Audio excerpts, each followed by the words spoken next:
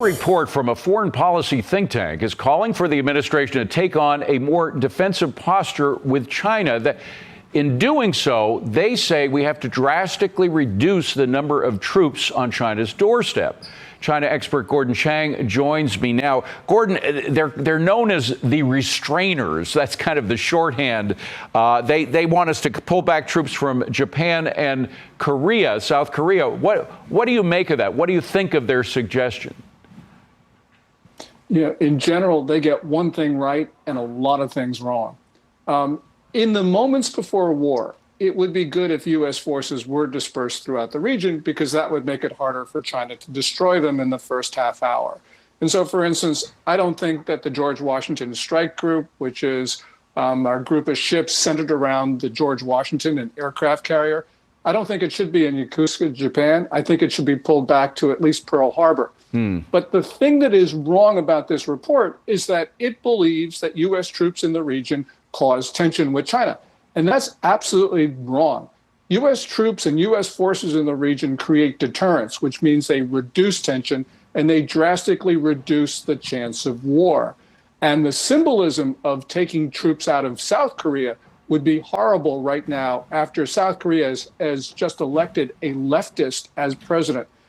Taking troops out of South Korea to the extent that they want could tip that country into China's hands. And so that's just wrong on all counts. Now, as you well know, I mean, there are people in Congress like Rand Paul and others who think that we are just spending too much of our own, not only money, but more importantly, human capital, sending all those troops over there, keeping those troops there in such large numbers.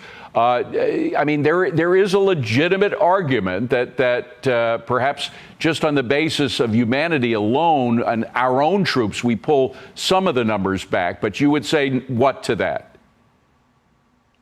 Well, we do that, we risk global conflict.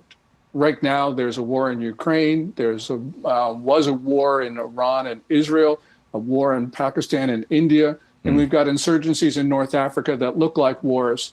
One more war, and it is global conflict. And so what we need is the U.S. forces to maintain presence and stability throughout the world. And we would be spending a lot more money, and Rand Paul would be much more upset if we were involved in World War III. All right, next one, Gordon. Republicans are calling on the administration now to expedite a review of Chinese-made drones. And of course, we've seen these Chinese drones all over the world. They want the Director of National Intelligence, Tulsi Gabbard, to assess security risks that they pose. Do these drones pose a serious threat, not only to us, but to the whole world?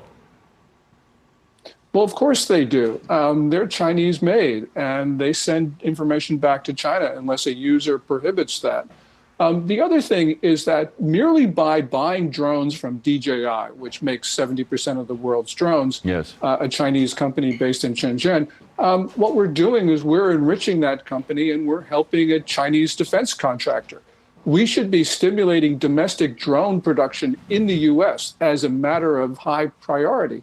So, yeah, of course we shouldn't be buying Chinese drones. And when China talks about going to war and is mobilizing all of society to go to war, the fact that we even have to study this really says something's wrong in the Pentagon. Yeah. They should be making decisions on the basis that we are on the edge of catastrophe because it looks like we are.